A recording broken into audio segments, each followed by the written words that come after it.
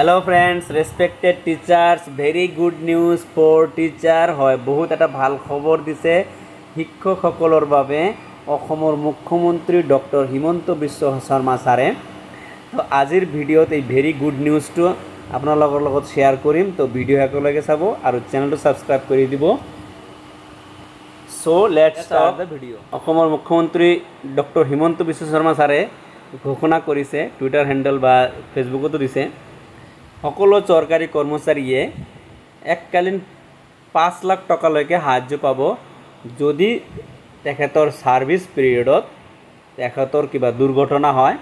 বা মৃত্যুবৰণ কৰিবলগীয়া হয় তেতিয়াহলে এই 5 লাখ টকা এককালীন সাহায্য ৰূপে ফ্যামিলিক দিব লগতে এনপিএছৰ আন্ডাৰত যি ক্ৰাইটেৰিয়া আছে সেইখিনি পায়ে থাকিব হেতু আছিল যে হয় নিয়মিতভাৱে স্যালাৰি পাই থাকিব লগতে এনপিএছৰ অধীনত যিবিলাক সুবিধা আছে ৰিটায়াৰমেন্টৰ পিছত যিবোৰ সুবিধা আছে সেই সকলোখিনি সুবিধা পাব লগতে দৰমহাখিনিও পাই থাকিব যিবোৰ দুৰ্ঘটনাত মৃত্যুবৰণ কৰিছে বা এনেও মৃত্যুবৰণ কৰিছে সেই সকলোলৈকে অলৰেডি 5 লাখ रुपीस কৈ দিয়া আৰম্ভ কৰিছে এই ঘোষণাটো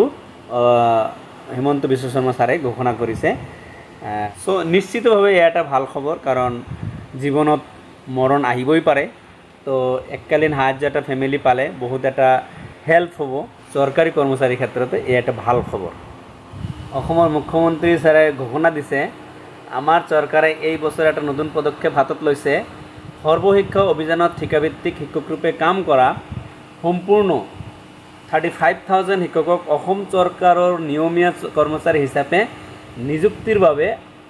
আমি প্ৰক্ৰিয়া আগুৱাই লৈ গৈছো এটো তো বহুত দিনৰ পৰা প্ৰক্ৰিয়াটো চলি আছে তো এইবাৰ প্ৰচেছটো সম্পূৰ্ণ হ'বলৈ গৈ আছে তো এয়া এটা কন্ট্ৰাকচুয়াল টিচাৰৰ কাৰণে এটা খবৰ সো থ্যাংক ইউ সো মাচ ভিডিও চোৱাৰ কাৰণে লাইক শেয়াৰ সাবস্ক্ৰাইব কৰি দিব থ্যাংক ইউ